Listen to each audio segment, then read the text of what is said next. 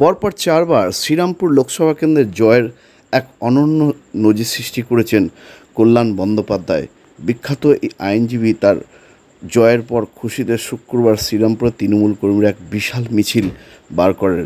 বিজয়ী মিছিলে তৃণমূলের কল্যাণ বন্দ্যোপাধ্যায়কে সামনে রেখে শ্রীরামপুরের RMS মাঠ থেকে হাজার হাজার তৃণমূল কর্মীরা পায়ে পা মিলিয়ে এই বিজয়ের উৎসবে যোগদান করেন। নানা ধরনের বাজনা কাট আউট ছিল।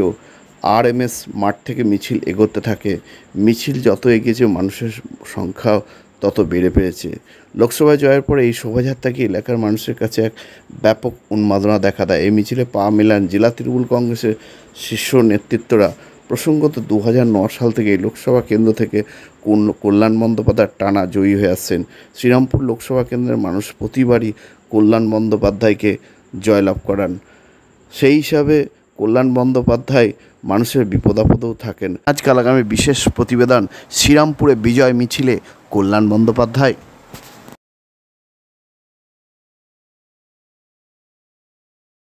হাত বাড়ালি অ্যাপেলো। চেন্নাইয়ের নামী চিকিৎসকরা বসছেন কৃষ্ণনগরের পাত্রবাজারের অ্যাপেলো ইনফরমেশন সেন্টারে।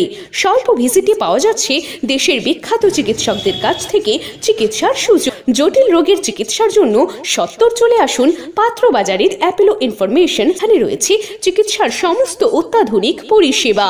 তাই যোগাযোগ করুন 8001129623।